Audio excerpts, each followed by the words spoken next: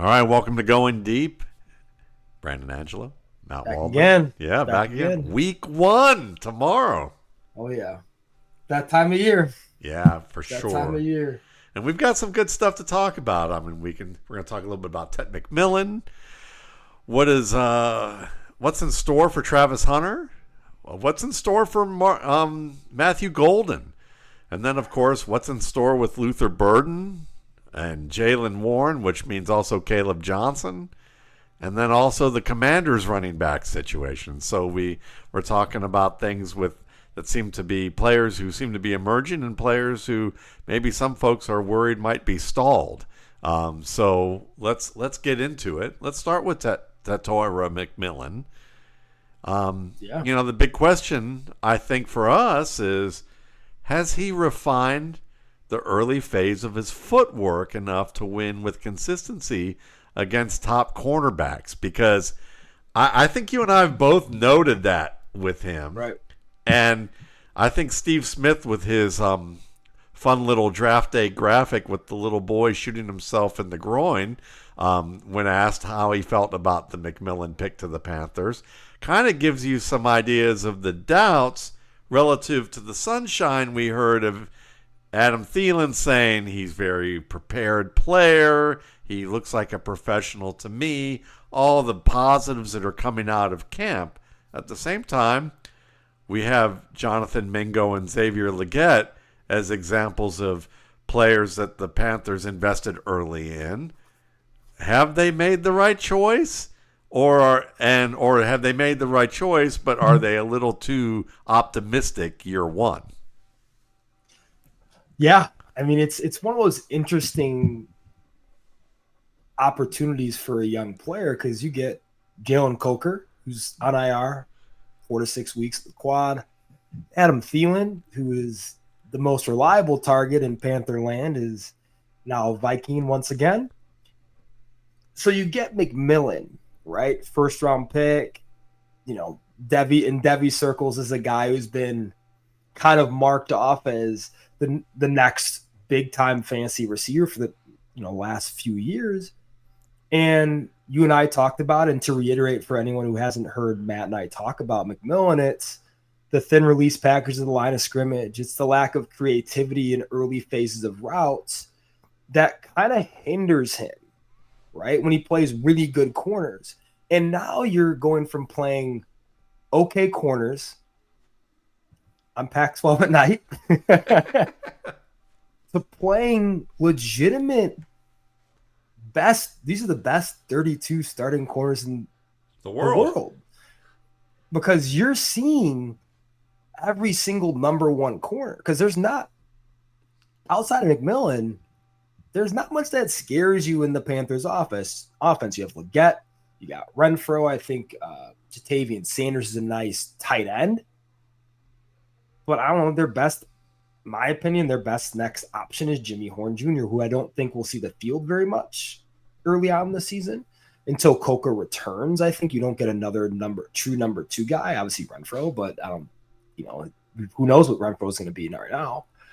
So you're going to get a lot of attention from defensive coordinators, corners. Coverage is going to be shifted his way. And how he combats that is what I'm really interested to see. Has he taken that step forward? I think Dave Canales is an awesome young coach. I think Bryce Young's emerging as one of the better playmakers at the quarterback position. It's just going to be interesting to see how McMillan's shortcomings coming out of college, if that impacts him and that Panthers offense early on, because they need him to be really good. Like, they need him to be good now. When I was evaluating him, I'm like, look, this is a guy who'd be best as a number 2 in an offense to start and just kind of work on his skill set and just build brick by brick. But now you're in a situation where you're unequivocally the number 1 option in an ascending offense. So it's going to be interesting to see if he's, mitigated some of those issues and is going to be pro ready day one.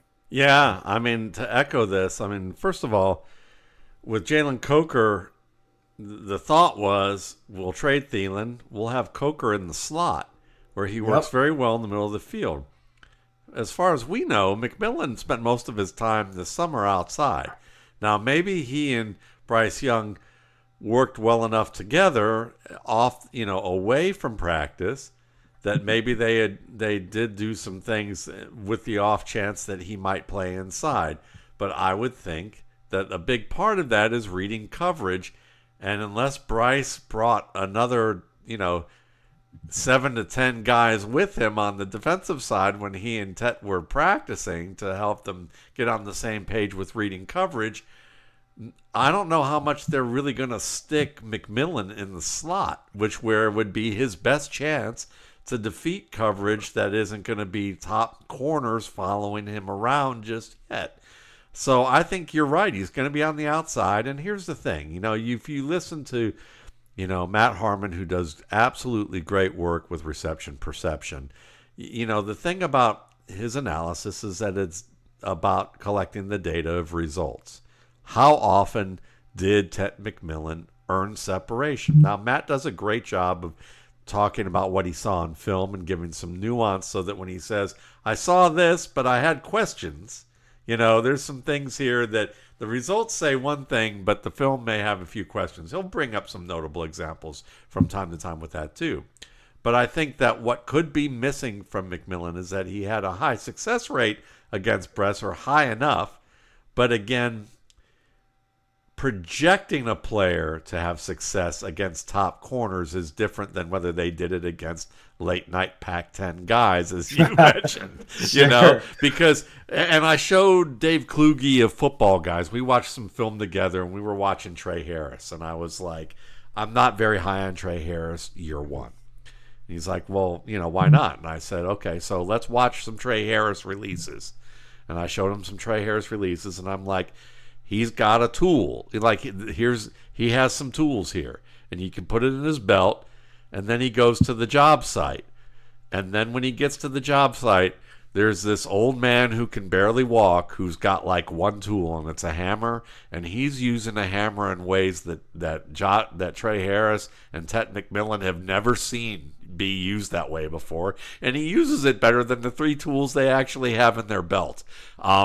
So that's kind of the equivalent of what happens in the NFL, is that, you've got to look at a guy like Devontae Adams. And I showed some Devontae Adams tape or Chad Ochocinco tape and said, here's the same technique performed by these guys in the pros and what they learned. And it looks like a completely different execution of technique.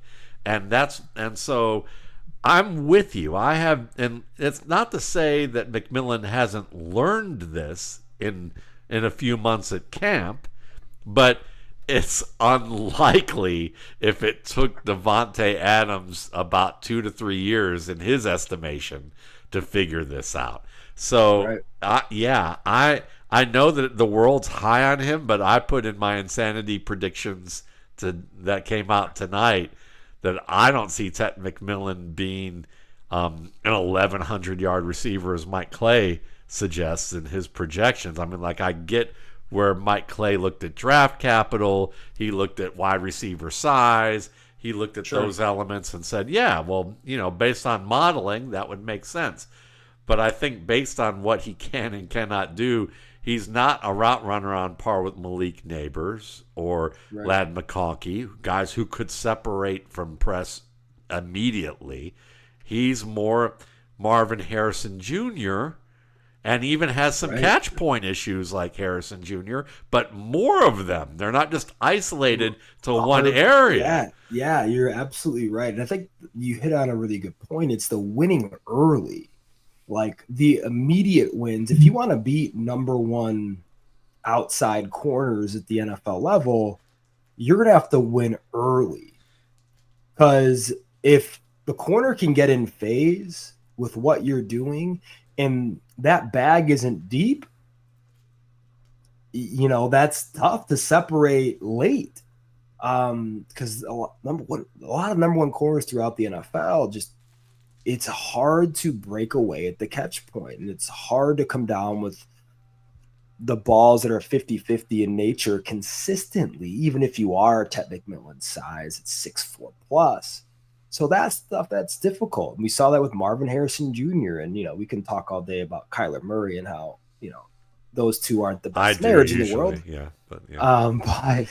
But Marvin Harrison Jr. too didn't really do himself many favors. Like, he made it really difficult on himself at times. So that's what I'm interested to see with McMillan. It just can he, get around some of that stuff early on? Can he develop quicker than anticipated and make a really big impact in that Panthers offense? For sure. I mean, it's funny. I was watching the Peyton Manning YouTube videos where he's meeting with people, and he met with Mel Kiper, and they showed the Mel Kiper Trev Alberts pick where he's criticizing Vince Tobin and the Colts, and that put him on the map. And I'm thinking Steve Smith was kind of the equivalent of that, criticizing his own team with the whole talking about you could have had Matthew Golden, but who's a different type of tool in the bag, but you just picked a guy who seems to be similar to all the other ones you just recently picked,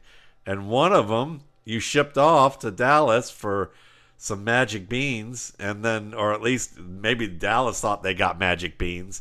They seem to think that these days. And then on top, everything's magic beans to Jerry, man. Exactly. And man. And then on top of that, now you've got one in Leggett who has drop issues.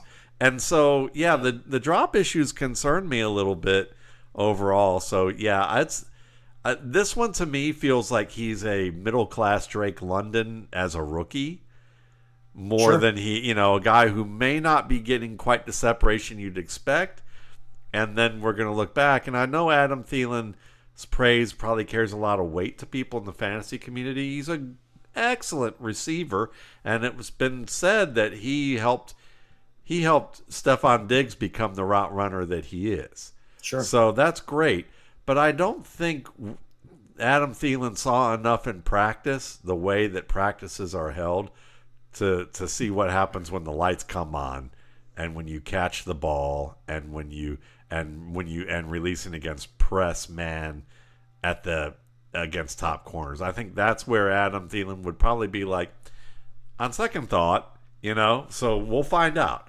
So Speaking of Golden, where is he going to be operating in the Packers offense now that we know that Reed is dealing with that Jones fracture and Christian Watson is still still rehabbing his ACL?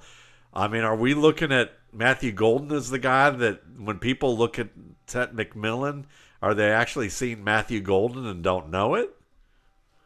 Yeah, I would say at cost, I'm taking Matthew Golden 10 times out of 10. I ranked him higher when they were coming out. Me too. And I think the stars are kind of aligning for Matthew Golden to have the 1,100 plus yard season that we are thinking Ted McMillan will have. Or at least the hype is trending that way. I think he's going to play multiple positions in that offense. They haven't had a movement-based receiver. They haven't had a true movement Z, as we call it, in that system ever, besides Devontae Adams. They haven't had a guy that can win at all three levels and can win inside and out. They haven't had that guy. And that guy in LaFleur's system is so important. You have a slot guy in Reed who's dealing with the Jones fracture, as you stated. I think Reed gets shut down and gets surgery. I think that's what ultimately happens. You have Christian Watson coming back from the ACL. He's not all the way back. My guess is he'll be back by October, but that year one dip in production ACL is pretty drastic. So I don't think he'll be 100% until 2026. Then that leaves Romeo Doubs, who was a trade candidate. Yep. And I think the only reason he's still there is Christian Watson got hurt last year. And Jayden Reed's currently hurt. Now you're entering Romeo Doubs and Tucker Kraft and Dontavian Wicks, who I love Dontavian Wicks. It's him and Adonai Mitchell are in the same boat of if only you could catch the football, right? So you're looking at all these playmakers that are either underwhelming or big question marks. I think Tucker Kraft is going to be the second leading receiver in that offense. Big value this year in fantasy too. I think Matthew Golden sees 10 targets plus a game. Like if Matthew Golden sees 150 targets this year in the Packers offense, I am not surprised one bit, because they're going to have to keep pace with the rest of the NFC. And the NFC North is a wide open division. I think the Lions are going to be a bit down. The Bears are going to be pretty good. The Vikings are going to be pretty good. But you're going to need a dude at receiver to really make that offense go, or else Jordan Love isn't going to take that next step either.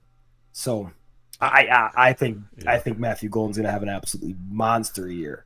I think Jordan Love's going to be taking those rocket steps he took at Utah State when he's throwing the ball off platform and into the thicket of a defense. If Jayden Reed gets shut down, because you're right, like Tucker Kraft, okay, but there's also talk that Luke Musgrave had a really good offseason, and he was ahead of Tucker Kraft 2 years ago. Not saying he's going to jump ahead of him, but he's more of a downfield threat than Kraft is. Will Love and LaFleur be tempted to try and target Musgrave more often now that in a moment of desperation when they see that Reed isn't going to be able to hang in there and Watson ain't ready yet? Or are they going to look at Savion Williams and say, well, we'd like to have him to practice a lot more, but he had a hamstring, and we feel like he's got a lot to learn as a receiver within our system. So we like him, but he's an unknown rookie. That right there tells you as a coach, they're like, yeah, forget that. We don't want to do that. So you're right. Wicks needs to call Fred Biletnikoff and see if they can formulate something that doesn't look like that GABA glue that he used to wear, and see if they can improve those mitts. So yeah, I think the Packers are the most chaotic offense now that Reed is gone, and I agree with you that Golden is probably the ticket and the one to get, but beyond that, I think it could be kind of messy. Week to week, it's going to be, I think it's just hard because Jordan Love as well, like he's in an odd spot developmentally. Obviously they paid him a lot of money, but if he doesn't take the next step forward, then what is he, right? And so it's, he's creative. He can throw to all quadrants, but can he play timing-based football, right? And that's the stuff we don't have the answer for. I mean, post Devontae Adams, they haven't really had a timing-based receiver. Yeah. So it's just, I don't know. Yeah, you're right. It's going to be a chaotic offense. I think Golden's a beneficiary of, everything happening, but it'll be really interesting to see how they stack up. Even week 1 too, you play the Lions, right? It's a well-coached team. So that'll be interesting to see how they fare at Lambeau week 1. Yeah, he's the only one in the fantasy lifeboat on this ship that may be sinking. Sure. I mean, maybe Josh Jacobs, but Josh Jacobs might be in the water kicking and trying to get the lifeboat moving. I don't know. The problem is there's dorsal fins in the water, so I'm a little worried. I'm starting to worry a little bit about Josh Jacobs even, just because of the way. But he's played on crappy teams in the past, so he may not be top 5 anymore for sure. But I still think he can give you solid running back 2 value. So yeah, all right. So how about Travis Hunter? What do you think it's going to look like with Liam Coen's offense? What's his role or roles going to be? Do you have any estimates about snap share at this point? I mean, are you look, you asked this question. It's a good question. It's a good question. I was looking at it and going, I'm glad I'm asking you this, even though you're the one that posed it. So, because I have no idea, dude. Yeah, I think it's going to be game to game. Depends on their matchup. But I think, listening to Cohen's press conferences and that's the good way to, honestly, if you haven't done it, it's a good way to kind of get an idea of how rookies are faring and what their roles are going to be. Just listen to the press conferences, right? Because the coaches will kind of tell you, and you'll get a sense body language wise, like how they're coming along. What I understand coming out of Jacksonville is he's everything they thought he'd be and then some. And he's going to major in offense and minor on defense. I think it was very telling when you saw the one preseason game that he played. He played, a series, I think, that he was in the Chris Godwin role. Option routes, timing-based stuff, screens, being the short to intermediate area weapon in Coen's system, right? And that's how it looked. And then we got the reports of, oh, that's what they want him to do. Like, that's why they drafted him. They drafted him to be a primary option, a 1B to a 1A, or vice versa in Jacksonville. And that's why they wanted him at number 2, is so he could be that and then some, for sure. That makes sense. And if he's going to be in the Godwin role, then I think that's a huge endorsement of him being closer to his ceiling year one than what people might expect. And so I think part of that's great. The big question, I think, is how does, no, I wouldn't even say. I was going to say the big question was going to be how does this team adjust after certain things unfold during the season, because Liam Coen is an inexperienced head coach. What I hear from people who knew him is that he's an organized dude. He's got he's promising as a leader. And obviously we've seen good results from him when he's been specifically an offensive coordinator, but being a head coach and delegating and being the accountable guy and the figurehead, very different story. And all the people that everyone complains to and backdoors around, that creates a lot of different scenarios. So the question is will they start hot and finish bad? Are they going to be a streaky team because of the inexperience of the coaching staff and everything? But regardless of all that, when I think of that, well, what's the last thing to die when a team goes bad? And I'd say the passing game, because you've got to throw all the time. So I would say Travis Hunter is probably one of the safer options of the rookie receivers. I think him and Egbuka and Golden are probably the ones that you look at right now and go, I feel pretty safe with all those guys, at least for the first 6 to 8 weeks of the season. Yeah, for sure. I think that makes sense. I think with Hunter, a lot of the Jaguars offense is going to be dictated on how well they can run the football, right? Is Tootin going to rear his head and be the number one? Is ETN going to be, 2 years ago ETN, and is Bigsby going to step up? And if the answer is none of the above, then you're going to see a lot of Trevor Lawrence. But I think your best bet is, I think BTJ and Travis Hunter are those are the stars of the show. Who was the running back out of Alabama who played with Blake Bortles, who caught a ton of passes? TJ Yeldon. I'm kind of worried that the fourth answer could be LaQuint Allen starring as TJ Yeldon. Oh man. It could. I think what happens ultimately is one of Bigsby or ETN at the trade deadline gets shipped. Yeah. Because I think it's like you're not gonna, you're not retaining ETN.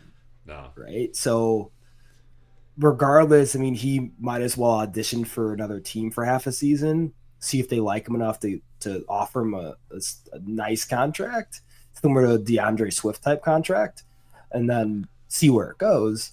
But yeah, I'll be interested. It's just an interesting offense. Like, obviously the pieces are way different than Tampa, where you have two just three veterans and, K-Dot and Evans and Godwin, and you have those guys as your figureheads. But now it's like you have BTJ second year, obviously an ascending player who's been really good. You have Travis Hunter, you drafted 2 overall, and you have Brendan Strange. That's so it's gonna be interesting to see how they operate and what their roles look like. And if Travis Hunter and Trevor Lawrence can have a nice marriage and help Lawrence take the next step. Yeah, here's hoping. Okay, so we go from guys who clearly have roles in their offenses right now to a guy who is third on the depth chart behind Olamide Zaccheaus that was released. It's a 2 tight end set in Chicago. Luther Burden and the Bears. Now, you listen to folks, and I heard my buddy Jason Wood over at Football Guys, or I read what he said when I'm editing the roundtable, and he's like, reading some of the Bears media people, it seems like that, Ben Johnson's frustrated with Kaleb Williams and that he hasn't developed fast enough and that it's been a frustrating preseason and that, but then the people that I know who think more about maybe what's going on with coaching, the other side of the argument is Ben Johnson's coaching people hard. Kaleb Williams asked to be coached hard specifically, and that the goals being set forth for him are similar to what Jared Goff's been doing in Detroit in the past 2 years, which is a 70% completion percentage, and that Ben Johnson's throwing the book at Williams to basically get him used to the confusion and craziness that he may see, to try and find out what they can do well and what they can't do well, and kind of help him work through the fire with that. So, I guess the first question is, where do you land on that referendum on Kaleb Williams? And second, does Luther Burden have a track to become fantasy relevant this year outside of injury? A good question. So where I'm at on the whole Williams and Johnson marriage, and I think we don't know because we're not behind the scenes, but I watch a lot of Chicago Bears stuff. And, obviously I'm in Chicago, so a lot of Chicago media I get. I watched like 1920 Football Drive, which is like a Bears oriented show about like Hallis Hall and all that, which is where the Bears practice and offices are, etc. Right in Lake Forest. And what I'm seeing and hearing is everything is going to how Ben Johnson thought it would go. And that is a pretty up and down trajectory. Not because Kaleb Williams is or isn't XYZ, but because Kaleb Williams is a second-year quarterback who you can quantify as a rookie based on what Shane Waldron put him through. And Jared Goff was in his second contract with the Detroit Lions when he got him. So you got Jared Goff in year 4+ of football. You're getting Kaleb Williams in essentially year 1 of football. Yeah. Last year wasn't football for Chicago. No. Don't know what that was. But that's the difference in terms of structure, offensive identity, just everything. You're getting a guy from scratch, right, who had a lot of learning experiences last year, albeit bad ones. And I think it's going according to how Ben Johnson would have seen it go, right? You're getting an ultra-talented young man who wants to win, who has a ton of unique tools that have, that the upper echelon quarterbacks in this league have physically. But it's your job to take the moldable clay and make the Michelangelo. Like, that's the goal of Ben Johnson, is to make Kaleb Williams. The reason he took the Bears job, he thinks he can take Kaleb Williams and make him a top 5 quarterback in the NFL in the next 2 to 3 years. This year will be interesting because they don't have the ground game that Ben Johnson would desire to help take the pressure off of Kaleb Williams' shoulders. So that's where Jared Goff is interesting. Where everybody's like, well, Jared Goff played really well, but you're running behind the top 3 offensive line with Jahmyr Gibbs, who is a top 3 running back in the NFL, and Dave Montgomery, who is the best secondary back in the league. Totally different set of tools, right? So that's the intriguing part of what the offensive, the Detroit Lions offensive system look like. That's not the Chicago Bears. You don't have that run game. Offensive line looks better. Still a giant question mark at left tackle with Braxton Jones. But I think the Kaleb Williams, oh my gosh, Ben Johnson's frustrated with him, is super overblown. Yep. Like, I think he's doing just fine. I think he's right where Ben Johnson thought he would be. And I think when he took this job, he knew what he didn't know because he played him twice as a rookie. Like, that's something people don't understand is he saw him as close as you can see him without having him in building twice. So he understands the physical skills. He understands the play calls he had to work with. He understood taking that job, what worked, what didn't, what he wants to work, and what he wants to work on. So I'm in the camp of Kaleb Williams is going to have a fantastic sophomore year. There's going to be some bumps, some growing pains, especially early on in the season. I think from Ben Johnson's standpoint, understanding who his primary options are. You have like 4 or 5 guys who are legitimate 1s or 2s in the league. And we talk about Luther Burden. Here's what I think ends up happening. The tea leaves are kind of writing of, okay, DJ Moore is what we thought DJ Moore was. And that is a Deebo Samuel type of player. Not Stephon Diggs, right? Not Devontae Adams. Not Amon-Ra St. Brown. I think what's going to end up happening is Luther Burden is going to start to see more action in DJ Moore's role than Olamide Zaccheaus is. I think Zaccheaus is a safe bet, in my opinion, to play the Amon-Ra St. Brown slot role. Now, that's different than the Amon-Ra St. Brown you see now, where he plays both inside and out. He moves around the formation. He's the alpha of the passing attack, right? Different role than he played early on in his career. I think Rome Odunze takes a massive step forward because when you hear Ben Johnson talk about what he likes about Odunze, what's impressed him, and the number one thing he says is, timing. He's on time with his routes.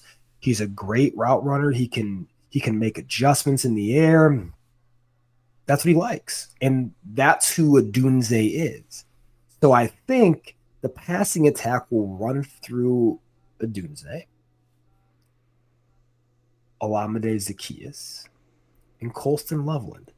I think DJ Moore is going to be more of a factor in the run game and as an extension of the run game than as a primary 10 targeted game option in the passing attack. So I don't think that's who he is as a player. I think Ben Johnson understands and knows that. We'll see next Monday. But with Luther Burden, I think Luther Burden is the best of everybody. He's DJ Moore. He's DJ Moore plus Rome Odunze. He's might be the best receiver in this class, him and Travis Hunter, from a physical ability standpoint. It's just, how do you fit all those pieces, in the same puzzle?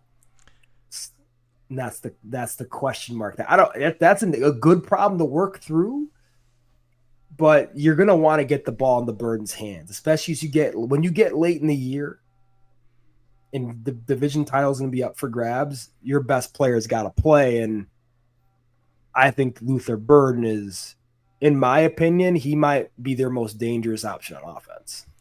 Luther Burden's a luxury right now for them because of Olamide Zaccheaus' ability to play in the slot. And I think Ben Johnson knows that. And I think he's like, why am I going to rush Luther Burden on the field, a kid who I know we know he's ultra talented, but we want him to buy into what we're doing so he can realize the talent that he has. Just like Jameson Williams. Yes. So how do we do that? We make him work for every single bit of it.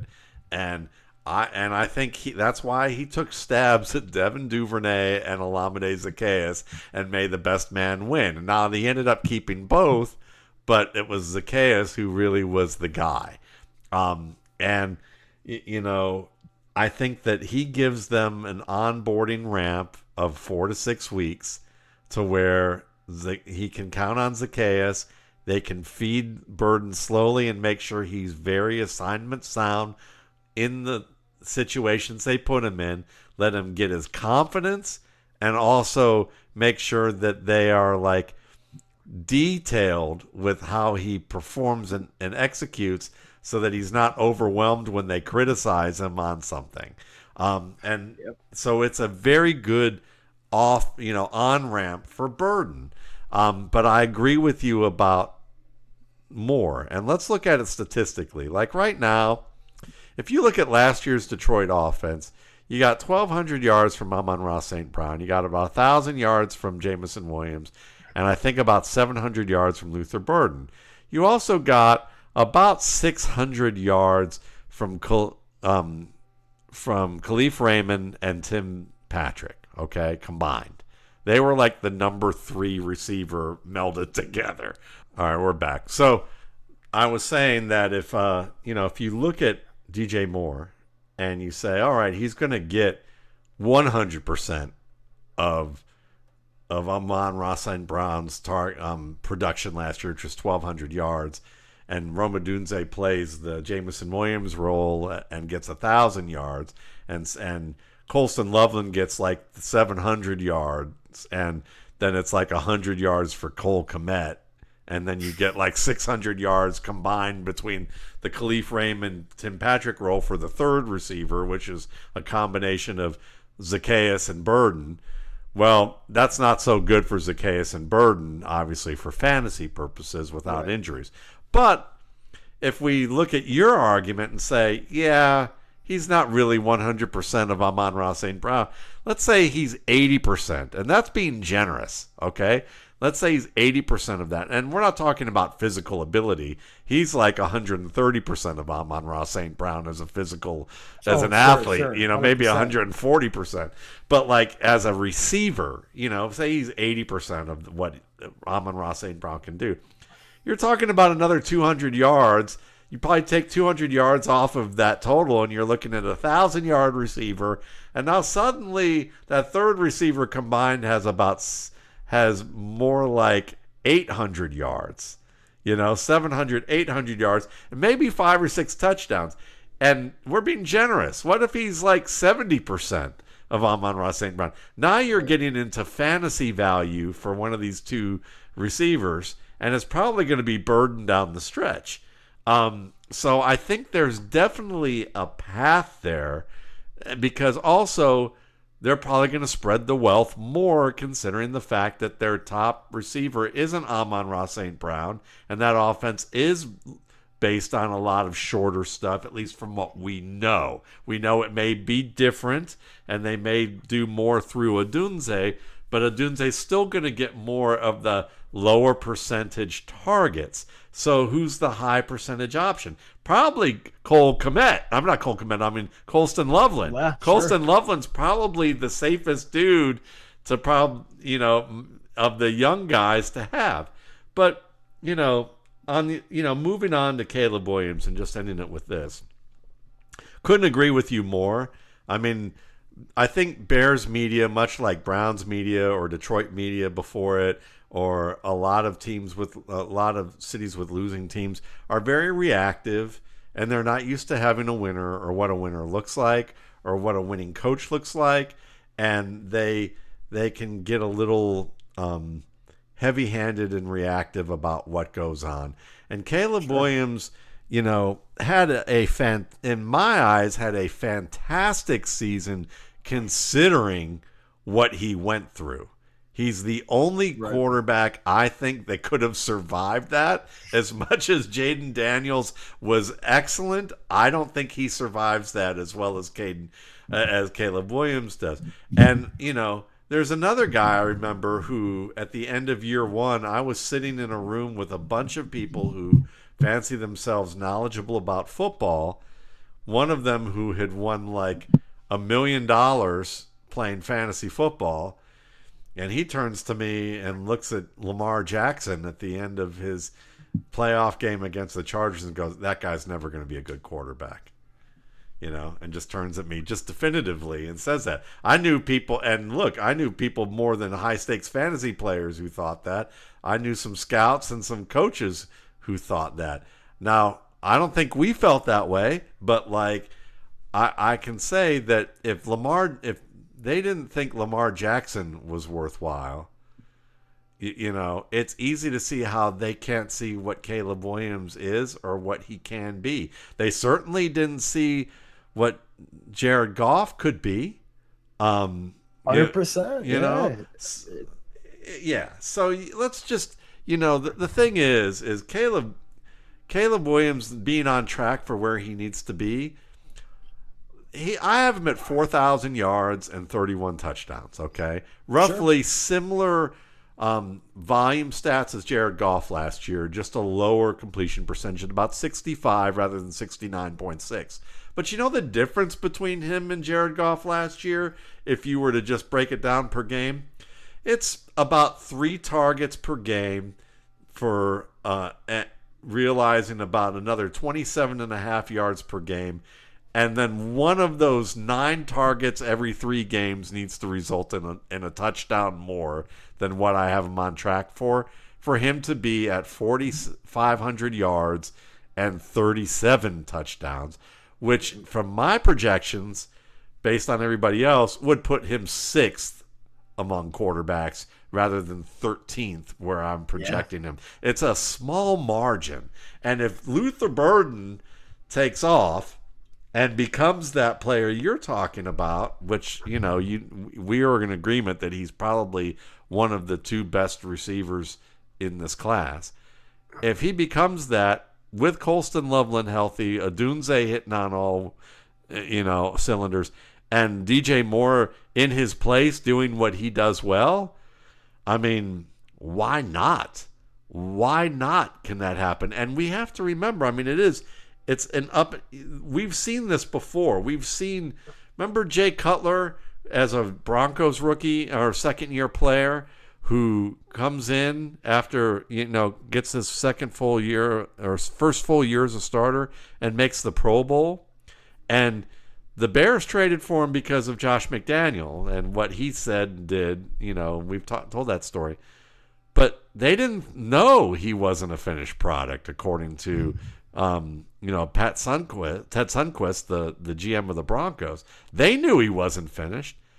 Again, it's the same thing. Like Jordan Love, people thought, oh, he's arrived because he had that first good year, and now we're like, oh, not so fast. Kaleb Williams could wind up giving you a top 5 season, and Ben Johnson going, it was good, but listen, we got work to do. I think that's going to be what happens. And I think people aren't understanding, I think, just the breadth of what he needs to do in order to be a top X quarterback consistently. Because that's the thing is, you're going to see good quarterback play in a singular year, but what's going to happen when defensive coordinators have a year's worth of tape and are making adjustments, right? Like CJ Stroud was supposed to be the next best thing. Down year with the Texans, oh boy, like what's going to happen? What's going to happen in Washington? What's going to happen in Washington with Jayden Daniels, right? So Jordan Love is a great example. We crown too quick the Kings, but we don't give the guys who need development the time to develop. Yeah. Like Kaleb Williams this is his rookie year in my eyes, is going to need this year with Ben Johnson to learn the right way, to learn where to be, when to be there, what to check into, what to check out of, how to change your protection to the right protection for what the defense is called, and what to do on a down-to-down basis from an operations sense that winning quarterbacks do. And that is stuff he couldn't do last year because he wasn't given the infrastructure to do so. So this is all of these components are completely new to Caleb Williams, and no one is giving him enough time to work with all of this newness. It's just they think his talent's going to take over. This is National Football League. There's 11 talented guys on offense and 11 talented guys on defense, right? So he's going to have to be able to play within Ben Johnson's system, and they'll have to learn and grow together in order to get the most out of what that Bears offense is going to become. If I'm the Chicago Bears brass, well, I would probably fire all of us, except for Ben Johnson and his staff. But if I were someone to be able to make a decision, I would, at this point, after what I've seen, I would hire a security detail to basically lay back and cover Ben Johnson for the next few years. You want to keep that guy. You want to absolutely keep that guy and let him, because he's going to be telling the Bears fan base next year to relax. And I think they got themselves a like new age Parcells type of coach, and I love it. So, all right, Jaylen Warren got a contract extension. Then you look at that. I got asked Monday by Bob Harris on our show, what do you think of that? And I said, well, we know what Warren is, and we know that he can give you a Devonta Freeman type of campaign to be the man if you needed him to be that guy. Is that what they ideally want? Probably after they drafted Kaleb Johnson? No. But they know they have that in him. They know they can trust that. And with an older quarterback like Aaron Rodgers, you probably want a guy who you can rely on third down, who's going to keep the playbook in a situation where, down and distance situations that you can rely on. And then you can give, just like Olamide Zaccheaus, but with more pluses to his game probably, Jaylen Warren is a nice long on-ramp for Kaleb Johnson to continue to get better and better. A player who, Mike Tomlin said early in the preseason, we need to see him be a little more decisive like we've seen in practice. We need to see a little bit more of that aggressiveness. And then the past two games of the preseason, we saw Arthur Smith gush about him and say that they were very happy with what they saw. And they felt the games were a reflection of that. But now we're hearing Warren is the guy this year, and that Kaleb Johnson will be a guy who gets some playing time every week, but how much he gets will be dictated by the game and the situation. Sounds very much like, if you're a fantasy GM, Jaylen Warren is a winning pick for you. Yeah, I think he's in a workhorse type role early on. And even when he's not, I think the difference between him and Kaleb Johnson is Kaleb Johnson's kind of a near zero as in the passing game. And on third downs too, like Jaylen Warren is a bona fide one of the better pass protectors in the NFL at the position. So I think you're going to see, at best, in 26, a 60-40 split in favor of Jaylen Warren. I think Kaleb Johnson is extremely talented, but I think he's tied to the Steelers' success and how well oiled the machine that Rodgers offense is. Can they get in the red zone consistently enough for Kaleb Johnson to make an impact in the low red zone? That's going to be his trump card. I think that's the one place on the field where you can look at and say, all right, Jaylen Warren probably doesn't offer the upside of Kaleb Johnson in the low red zone. With Johnson's power, his ability to get north-south, if he can progress, that's the big role for him. And that's Steelers football, right? Like that's a big time Pittsburgh Steelers thing. And we've seen Najee Harris have 3 straight 1,000-yard seasons. Like, that role is important.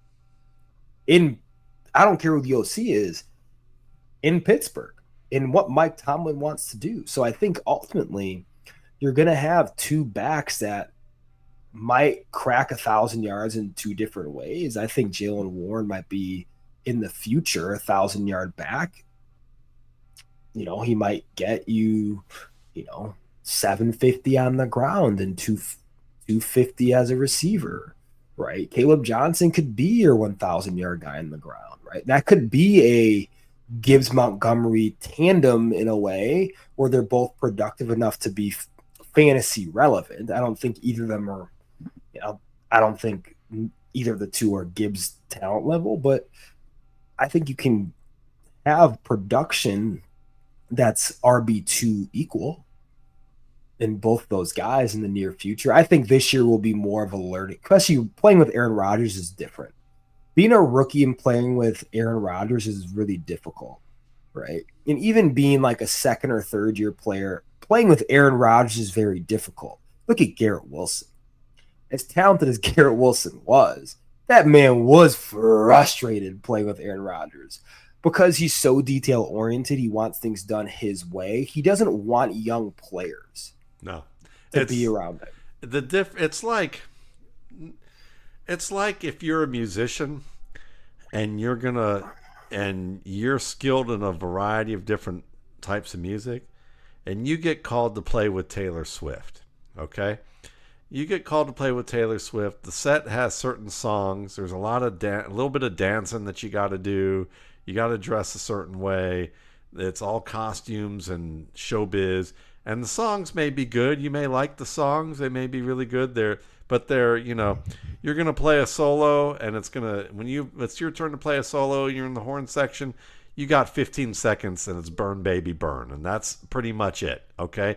That's like playing with most quarterbacks in the league, okay? I would say 80% of the quarterbacks who are starting, with maybe a little bit of adjusting here and there. Aaron Rodgers is like playing a jazz gig with like a heavy jazz group where you don't know what tunes you're going to play each night. And even if you play them, they're going to rearrange them on the spot based on what's going on around them and based on what they hear and what they're inspired to do. So Aaron Rodgers is going to be that guy who's going to look at the defense and going, we're scrapping that. We're going to do this. He's going to be a coach on the field. And you've got to be that assignment sound like you said. So there's no way Kaleb Johnson's going to be able to keep up with that unless not year one. Not year one. You would need you'd need rookie Edgerrin James, basically. He might have been the one guy, or Ricky Williams even maybe. Those 2 backs from that era might have been able to do that, and it still would have been frustrating. Or Marshall Faulk. Yeah, it's a huge learning curve. Yeah. There's a huge learning curve, right? Yeah. From a protection standpoint, and especially as if you get a younger quarterback, it's different because they're doing what they're coached to do, and the adjustments aren't as free flowing. But oh man, you get like late career Drew Brees, you got to be Alvin Kamara, yeah. And that's if I love Alvin Kamara, and one of the things that you hear like Sean Payton talk about, and they talk in that realm of Drew Brees and Kamara, and it's like, well, how did he have such a good rookie year? And they're like, he's the smartest player we've ever been around. He was able to, Drew and him were able to have seamless communication, even though he was like 23, 24 years old. Yeah, it doesn't happen very often. No. Like those guys don't really exist, and even guys like Jahmyr Gibbs last year with Ben Johnson, 2 years ago with Ben Johnson as a rookie, they're like, well, I remember it was a Chiefs game. Jahmyr Gibbs had like 7 touches or something like that, right? Or 7 carries. People were all pissed because Dave Montgomery didn't look great. And they're like, well, why didn't Gibbs get a lot of touches? Like, this is a complex offense. Like, you expected me to give a rookie out the gate like a ton of touches? But Brandon, when the player looks good, then they just need to let him roll, right? They need to just dump everything on him. Yeah, and you go back to Kamara too. It took 3 to 4 weeks for them to be like, oh man, this kid He knows what's going on. Yeah. He and Drew can be on the same page. We'll get Adrian Peterson out of here. He was on that team. It was him, Mark Ingram, and Peterson. We'll get Peterson out of here. Gibbs can be the secondary guy to Mark, and then it was history, right? So I think that's the big thing is Kaleb Johnson needs some onboarding. He needs the learning curve because that's the best for the trajectory of his career. You're not going to set that kid up to fail with Aaron Rodgers, who's a master craftsman.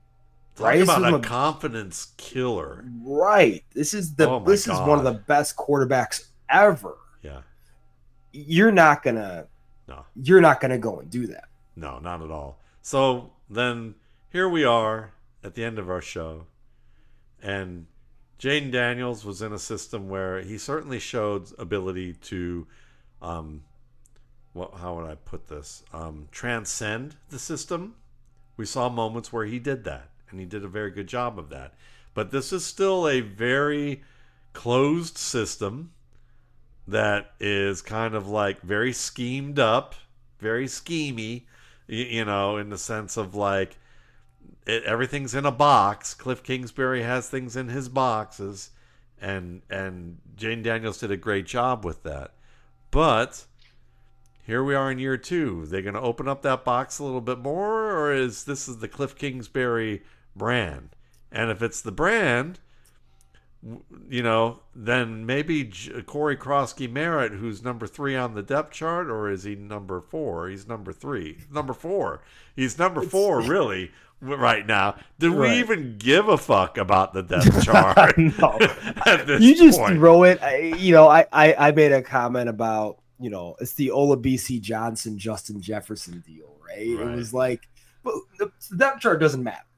Right? I think what's going to end up happening in Washington land is Austin Eckler is going to be the guy that we see probably get most of the work. I think Rodriguez is going to get the first crack at the short yardage, low red zone stuff because he had a really efficient preseason, had a really efficient end of his rookie year, right? So I think they're going to want to kind of give him his pie, right? Like he's earned it. I think Bill Merritt is next in 26. He's their starter. I think that's what ends up happening. But I think it's interesting too. In this year, we have Deebo Samuel. No one's accounted for this. Like Deebo Samuel is going to eat into some rushing. He always does. Did for Christian McCaffrey. I mean, he's that's what he does. And Bill Merritt right now is going like in the draft I just had. He went like in the 7th round. It's like he's going really high. He's like six rounds higher than I would have paid the most for. Right. Yeah. And it's like there's a lot of pieces a lot of things have to shake his way for him. I think next year he's their starter for sure. Yeah. In my opinion, I think he's that talented to be a starting running back. But I think it's a pump the brakes. But also too in Kingsbury's system, let's go kind of back to Arizona with Kliff Kingsbury. Yes. What did he not do well with Kyler Murray? He did not do well with giving Kyler his ownership of the offense. It was Kingsbury's ship. Kyler had to operate it Kingsbury's way. Kyler couldn't operate it Kingsbury's way because he was totally you need to freelance. That's Kyler Murray's game, right? Jayden Daniels is going to have an interesting time this year. He's experienced the NFL as a rookie. He had a lot of success. Beat the Lions at Ford. But what's going to happen when the defenses have seen how he and Jayden Daniels are playing together? This is not an offense with a lot of firepower. If Terry McLaurin and then Deebo Samuel and then Zach Ertz, still in the league. But that's really all you have, right? I think Jaylen Lane's going to be a good piece for them eventually. But it's not a high-powered unit. A lot of it was just Kliff Kingsbury just scheming the heck out of his guys. But I don't know if there's they're not talented enough to win down the down and one-on-ones. So either you're going to give Jayden Daniels a bigger piece of ownership of what he likes in that offense, or it's going to be what Kliff Kingsbury's offenses are, is they're good until they're not. And so that's kind of my fear. I'm kind when I look at the house that he bought back in the day that they Oh kept yeah. showing, I feel like it's going to be good until it's not, because that dude does not look ahead. Um, you know, does he have as many houses as Matt Rule did? I don't know, but but seriously, I mean, we'll see. It is going to be fascinating. Merritt's going to need injuries to play up to his ADP. That's just the fact Agreed. of the matter. And is it possible with this team? Absolutely, that could happen. I think he could really. It's very easy for him to leapfrog. I think Chris Rodriguez, if Austin Eckler gets hurt. I think Rodriguez is kind of a middle class Spencer Ware, Sure. without maybe the special skills that Ware had that could elevate him. I think he's a good football player who, like you said, who's getting rewarded, and they know it. He executes the offense the way Kliff Kingsbury wants it done. And that may also tell you enough about Kliff Kingsbury, but most coaches are that way. Most offensive coaches, they want to make sure people are managing the game they want it the way they want it managed and Sure. executing, and they're more that's more important to them than high-end athletic ability if Right. there's a tiebreaker. And I think that's the tiebreaker there. So listen, going to be a fun season. We certainly looked into some of the things that either people are really excited about that we're like, oh, wait a minute, or the new developments. So stay tuned. You can check out Brandon's work. You can check out my work. You can go on Twitter, Angelo, at Angelo_fantasy. You can find me at Matt Waldman or at X, excuse me. But look, hope you guys enjoy your first week of the season. Stay calm after week 1. Stay calm after week 3. Okay, you know, Right. I would even say week 4 is okay. I kind of look at October as the beginning of my fantasy seasons. Agreed. Oftentimes, but you have to keep don't get too crazy on the waiver wire. I'll just put it that way. Right. So we'll see you in a couple weeks in week 2, and we'll talk about the aftermath of the first half of September. So stay tuned, folks. Take care.